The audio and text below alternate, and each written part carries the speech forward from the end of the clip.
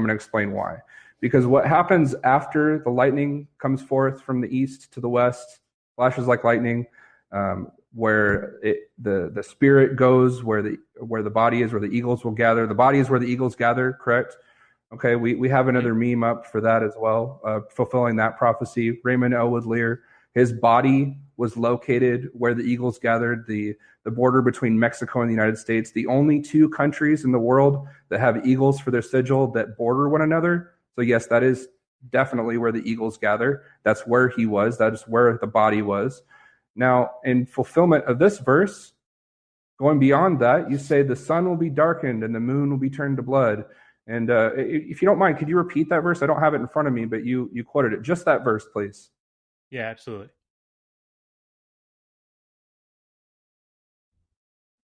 Oh, sorry. Going the wrong direction.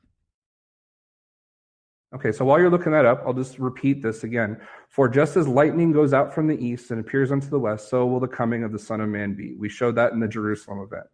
Where the body will be, there will the eagles be gathered. Raymond Elwood Lear was located where the eagles were gathered. That is also where the Spirit went to the west to be with the Son of Man, resting in him the same way that he left, the same way he returned, okay, from the heavens. So now, going back to what we were talking about earlier about him returning the same way that he left, it's already established in Scripture that the body does not live beyond 120 years. That is a law that God established at a certain time in the book of Genesis. He has not gone beyond that. There is nobody that's lived past that. 120 years is the maximum human lifespan. Methuselah was before that law was established, as was Noah. So his body expired before the time frame that God allotted, okay? So when he returns, of course, it would have to be in spirit form, but the same way that he left. Now, are you ready with that verse, Josh? Yeah, absolutely. And I want to make a slight correction here. So it's not eagles. It's the same Greek word that can be translated eagles or vultures, but it depends on the context. So here, this is vultures. But okay. The context is determined by prophecy, and the context of prophecy is determined by the events after they occur. No, not in their original context. Not before they occur. Well, you find a context after the prophecy. Sorry. The original context has its own meaning, right? Isaiah 7:14 has its own meaning. Isaiah 52:13 to 53:12 has its own meaning. How the New Testament authors then reinterpret that meaning is different. So if you want to reinterpret it as eagles, that's fine. I don't have any problem with that. But here in the text, it's been understood as vultures. So, but immediately after the tribulation of those days, the sun will be darkened and the moon will not give its light, and the stars will fall from the sky, and the powers of heaven will be shaken. And then the sign of the Son of Man will appear in the sky. And then all the tribes. Okay, you're going beyond that verse. Just that verse. Well, thank you. Just that verse. I'm okay with that for a second. And they will see the Son of Man coming on the clouds of the sky with power and great glory. And he will send forth his angels with a great trumpet, and they will gather together his elect from the four winds, from one end of the sky to the other. Go ahead. Okay. So the timeline in which all these things are occurring, Christ has already returned. Matthew 24:27. Christ returned right there. That's the sign of his return.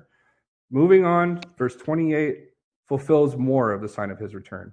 Now, what would occur after his return is Matthew 24:29.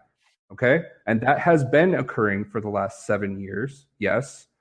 Now, your interpretation of when Christ will return after the tribulation, right? That's not necessarily correct, because prophecy is showing us one thing and your interpretation is revealing another. But really, it's just an interpretation of many Christians to believe that Christ will return after a 7-year tribulation. But really what it says is that Christ will reveal himself after a 7-year tribulation, that he will appear in the clouds for everyone to see after the 7-year tribulation, after all these events occur with the sun darkening, the moon to blood, all these things.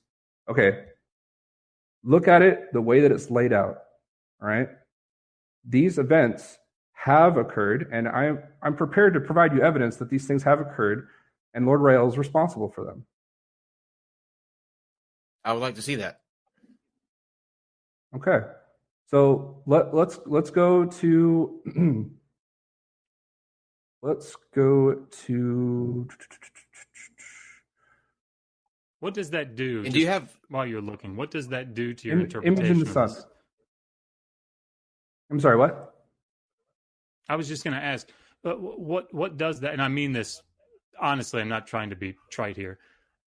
If this passage is to be understood as vultures and not eagles, how does that affect your understanding of that text?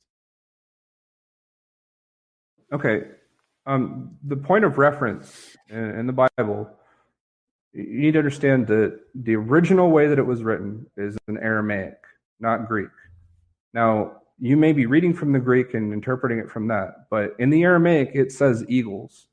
Now, from the Greek, of course, it would say different.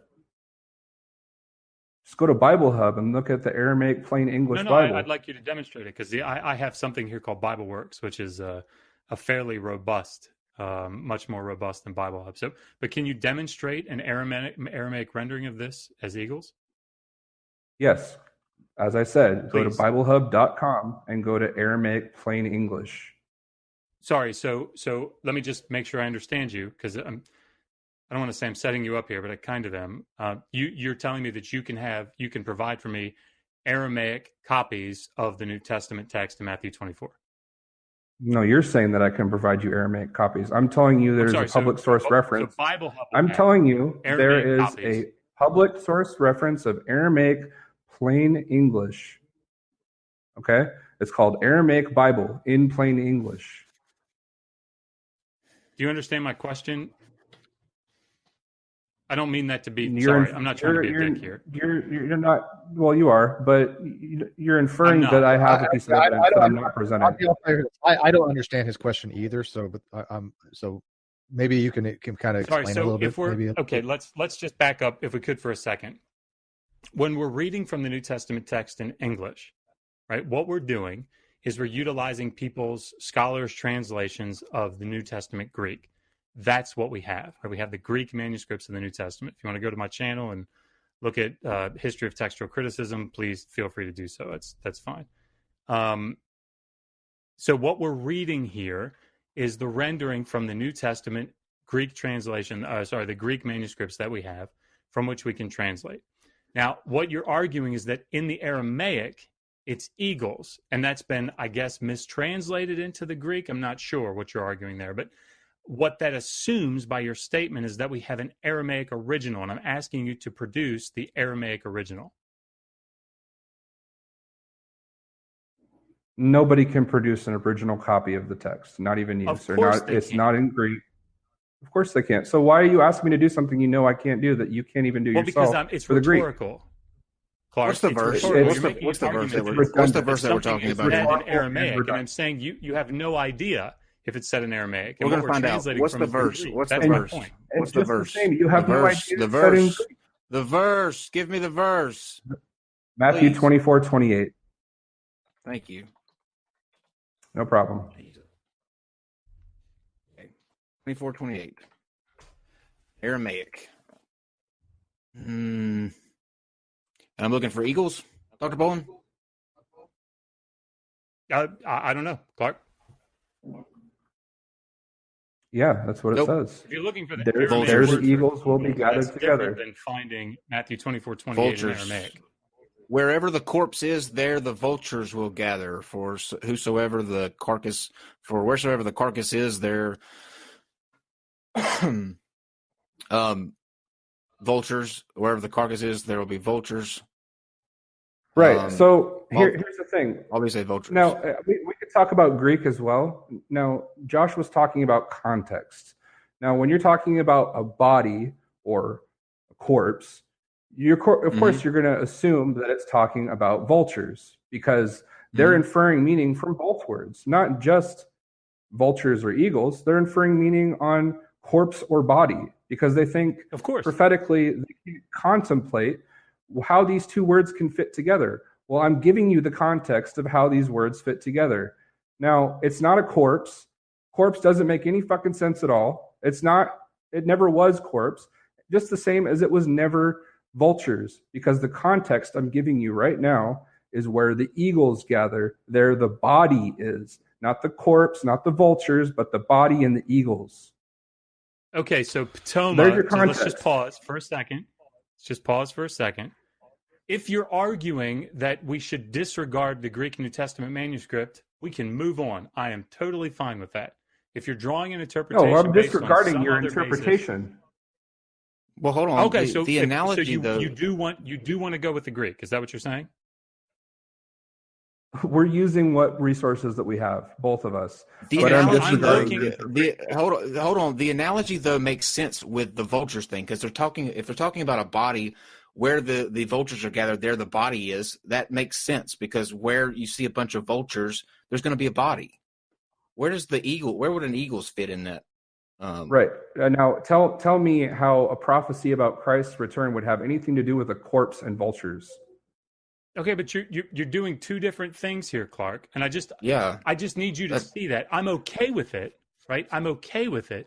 I'm okay with taking a prophecy that's, the earliest extent that we have is 2,000 years ago. I'm okay with you taking that prophecy, understanding it as it stands, and then reinterpreting it now. I'm okay with that, right? The New Testament authors did it all the time. I'm okay with that. What I'm saying is you can't go back to Matthew 24 in the Greek manuscript that we have and say that's not what it says. That's my point.